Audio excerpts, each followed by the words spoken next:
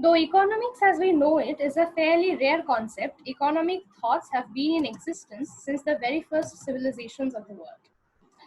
Economic writings date from early Greek, Roman, Indian subcontinent, Chinese, Persian, Mesopotamian, and Arab civilizations. The Arthashastra is an ancient Indian Sanskrit treatise on statecraft, economic policy, and military strategy. Kautilya, also identified as Vishnugupta or Chanakya, is traditionally credited as the author of the text. Kautilya was a scholar at Takshila, the teacher and guardian of Emperor Chandragupta Maurya, and can probably be regarded as one of the earliest economics of all times. It can be argued that economics as a subject was first studied in Greece at the hands of philosopher Aristotle. Again, economic precepts occur throughout the writings of the Boeotian poet Hesiod, and several economic historians have described Hesiod himself as the first economist. Other notable ancient economists would include the names of Xenophon, Qin Shi Huang, Thomas Aquinas, and Ibn Khaldun. As an academic discipline, however, economics is not that old of a subject. It was born with the publication of the magnum opus, An Inquiry into the Nature and Causes of the Wealth of Nations, in 1776 by Adam Smith, the father of economics. Initially political economy, the subject came to be called economics close to the 19th century. This transition signifies the subject is a science like physics, statics, statistics, etc., and the subject studies human behavior rather than states. So where does the word economics originate from? What does it essentially mean? The word economics is derived from the Greek word oikos, meaning house, and nomos, meaning law and order of the stars. The traditional meaning of economics as derived from oikonomik or oikonomia essentially means household management. But as the subject evolved, so did its definition. What was the study of household management to philosopher Aristotle was the study of wealth to the mercantilists in Europe between the 16th and the 18th century. One of the pioneers and most important stalwarts of economics was Adam Smith, popularly known in economic literature as father of economics, as mentioned before. He supported the mercantilist view of economics. Written in the pioneering days of Industrial Revolution, his book, Wealth of Nations, expresses economics as the study of production, consumption, and accumulation of wealth. However, unlike the British mercantilists, Adam Smith argued that a nation's prosperity depends not only on in terms of gold and precious metals, but widely in terms of production. So if a nation is simply rich in resources but has low amounts of production or production that is increasing at a slow pace, then the nation cannot be said to be economically efficient or advanced. Of course, this is an oversimplified explanation. We will discuss more about what we mean by a nation being economically efficient in future sessions, where we will take into account many other factors like international trade, human capital, etc. Nonetheless, the example explains the situation sufficiently in our context of discussion. Coming back to Smith's definition, three criticisms can be labeled against him. The role of man in creation and utilization of wealth to satisfy their wants has been underestimated in Smith's definition. Economics is a social science, and ignoring the responsibility of people in the subject distorts the main objective of studying the subject.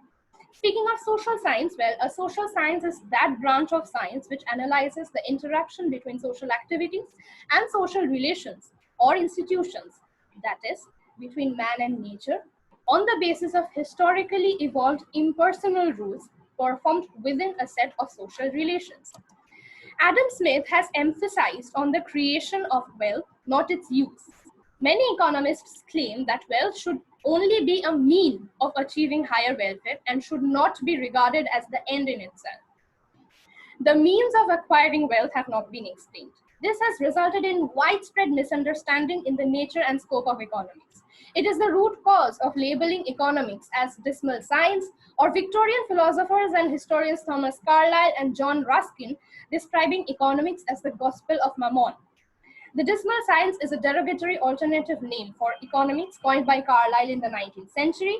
Some people believe that he coined the term in reference to Thomas Malthus, who claimed humanity was trapped in a world where population growth would always strain natural resources and bring widespread misery, while others relate to the so-called negative terms like cost, sacrifice, disutility or pain, scarcity and foregone opportunity that are often used in the subject. Though to defend, we will find out in our future sessions that it is definitely not not a subject that they claim to be, and it's one of the most intriguing subjects to pursue. Since the birth of economics in the last quarter of the 18th century, the subject has metamorphosed, and no longer the Greek or Latin or even Smithian definitions serve our purpose. Over time, the focus of attention has also changed. In his famous book Principles of Economics, published in 1890, Alfred Marshall challenged Smith's view and defined economics as the study of mankind in the ordinary business of life. He defines wealth refers to the material requisites of welfare. Again, Marshall's definition has been criticized under the following claims. It does not claim or it does not explain that economic activities are undertaken due to the scarcity of resources. He did not elucidate on the ordinary business of life. The definition excludes non-material goods from the subject matter of economics. We will learn in future that there are times when such non-material goods or services, as we call them, are exchanged in the modern market. This includes the services that you get from YouTube in exchange of payments and subscriptions. According to Lionel Robbins in his 1932 book, The Nature and Significance of Economic Science, economics is the science which studies human behavior as a relationship between ends and scarce means which have alternative uses. It is based on the fact that man's desires are limited, resources are scarce, and all resources have alternative uses that they can be put to. This is probably the single most important concept of economics, the tug of war between limited resources and unlimited wants. So in case you were wondering, when you realize that you have 1 hour before bedtime and you try to decide whether you want to read the last chapter of Sherlock Holmes' book that you were reading last night, or whether you want to research on why a pterodactyl is not a dinosaur, yes, you are using economics in your daily life. You are using your limited resource, your time, to satisfy your unlimited want of knowledge. Sir Alec Cairncross added more to this inevitable tug of war. He said economics is a social science studying how people attempt to accommodate scarcity to their wants and how these attempts interact through exchange. However, this contradicts Robbins' view in one aspect, as economics has been defined as a social science and not a human science. We will find out more about what we essentially mean by social science as we have done. So if your decision to read a book or do online research does not affect the society, then maybe it wasn't economics after all. What do you think? Let me know in the comment section below. Moving on, Paul Samuelson explained economics is the study of how societies use scarce resources to produce valuable commodities and distribute them among different people. As before, this definition is also based on the concept of scarcity and efficiency, hence supporting the previous definitions discussed. Economics is a lively and evolving social science, and that tries to answer what is happening all around us. It is lively because it concerns us. It is evolving because some areas of economics are controversial.